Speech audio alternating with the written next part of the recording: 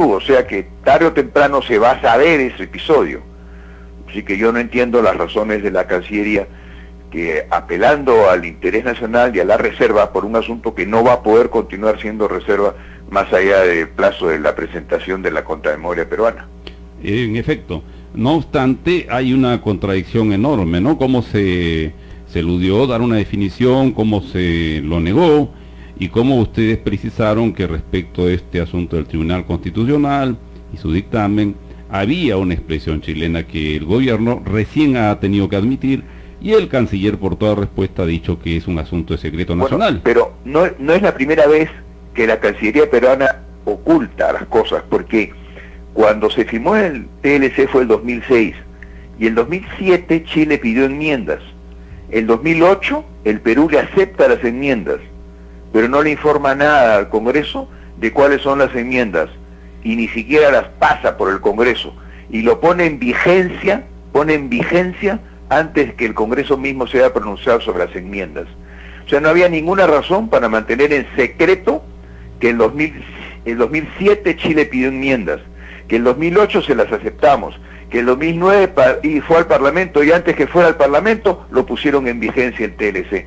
O sea, no hay una actitud transparente en estos procedimientos porque le tienen temor a Chile, no quieren que Chile se moleste, entonces para contemporizar, mantienen las cosas en reserva en la esperanza de que se pueda todo resolver con el fallo final de la Haya entre 4 o 5 años, ¿no? Sí, pero no parece ser una razón de Estado el que se quede aquí, que Chile puede molestarse, como lo dijo el presidente vergonzosamente, el presidente García, y en realidad tiene más que ver con la falta de pantalones que con otra cosa, y temor al pueblo peruano y al dictamen, sobre el cual ustedes advirtieron tempranamente cuando Chile dijo que había reparos de lo del Tribunal Constitucional. No obstante, hay algunas cosas que son interesantes conversar, doctor Ferrero.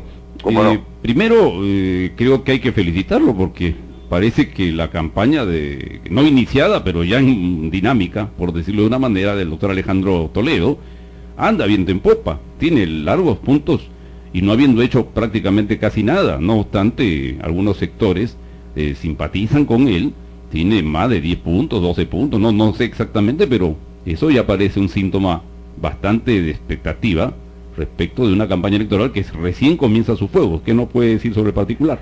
Bueno, nosotros estamos, digamos, optimistas, pero no somos de ninguna manera ni soberbios ni triunfalistas. En primer lugar, reconocemos que en el gobierno anterior hay cosas que se pudieron hacer mejor y que se cometieron errores. Eso antes que nada, ¿no? Ahora, es cierto que las encuestas van haciendo que suba Alejandro Toledo a pesar de que no ha confirmado que es candidato. No es oficialmente candidato, pero la gente recuerda bien que en su gobierno no había pues los casos de corrupción que hay ahora, y las cosas, el precio de las cosas no subía como sube con García Pérez, ¿no? Entonces esa estabilidad en la conducta y esa forma de manejar la economía popular es algo que favorece el recuerdo de Alejandro Toledo. Ahora, Toledo todavía no está en campaña, esperamos que en octubre, ojalá antes, decida su candidatura. Y eso que las encuestas lo colocan así, no obstante que él muchas veces ha estado en el extranjero y no ha podido hacer actos acá de presencia, como lo que ha hecho anoche, por ejemplo, en Puente Piedra, ¿no? Donde había miles de personas en una reunión que fue política y que terminaba con un show artístico, etcétera, etcétera, donde se presentaron los candidatos por Lima. Entonces, estamos optimistas, pero tranquilos, sin soberbia alguna. Sabemos que la competencia es dura y esperamos que cuando haya encuestas en ciudades más pequeñas y en el campo del Perú, las cifras se modifiquen aún más a favor de Toledo. Carlos, una pregunta, o hay dos preguntas, entre otras que yo tengo. El espacio es corto, pero no podemos dejar de hacerlas. Estos días se agitó el cotarro respecto a la liberación de la señora Lori Berenson, y aparentemente ella está en discusión y tendría que irse a Estados Unidos si es que se le aplica la brevedad del proceso, etcétera, una conmutación de pena, que parece que según el ministro de Justicia no es posible. Pero se vincula, o se dice, o se enuncia que la permisibilidad respecto de los terroristas detenidos se atribuye al gobierno del presidente Alejandro Toledo. ¿Qué nos puede explicar sobre el particular? Bueno, es que la propaganda de los fujimoristas y también del APRA, que son aliados, repito, el APRA y Fujimori, García y Fujimori son hermanos, son aliados políticos. La propaganda está basada en una mentira, y es que cuando Toledo da el decreto permitiendo beneficios penitenciarios, si es que el INPE los acepta, cuando se da eso lo hace porque obedece a una delegación que el Congreso le había dado y a un mandato del Tribunal Constitucional. O sea, si el Tribunal le dice al Congreso, cambien esto, el Congreso no lo cambia y Toledo no obedece y no acepta la delegación y tampoco lo cambia, entonces habría habido una responsabilidad para Toledo enorme porque habría incumplido un fallo del Tribunal. ¿El Tribunal qué dice? El Tribunal dice, puede negársele beneficios penitenciarios a los terroristas, según cada caso, pero lo que no se puede hacer es decir que nunca tendrán beneficios penitenciarios, porque eso genera un incumplimiento del principio de igualdad que señala la Constitución. Entonces le dijo al gobierno, regule usted esto. El gobierno lo reguló y los informes del INPE son los que definen. Durante el gobierno de García Pérez, García Pérez, el hablador, ¿no?, basados en informes del INPE, el ejecutivo de García Pérez, han salido más o menos 148 terroristas libres, amparados en beneficios penitenciarios. O sea, recién ahora se dan cuenta, 4 años después, de que ese no era el procedimiento, que por aquí, por allá, y lo derogan. Cuando ha sido el propio gobierno de García Pérez, este gobierno de García Pérez, en 4 años, amparados en beneficios penitenciarios y con informes favorables del INPE, que es manejado por García Pérez, esos han liberado 148 terroristas con beneficios penitenciarios. ¿Cómo no, Carlos? Permítame usted una pregunta. Usted ha incidido, por el tono de voz, a García Pérez, el hablador. ¿Conoce usted algún otro García Pérez?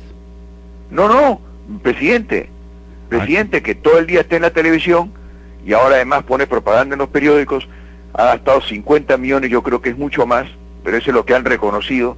Pregúntele usted a la gente que escucha tu programa, Voz de Alerta y a Radio Moderna, cuántas cosas, escuelas, hospitales, medicinas, vacunas, se podrían hacer en el Perú con 50 millones que han gastado en hacerse propaganda para decir que son unos genios, que han hecho esto, que han hecho el otro, cuando no pueden controlar la corrupción y cuando se han aliado con Fujimori.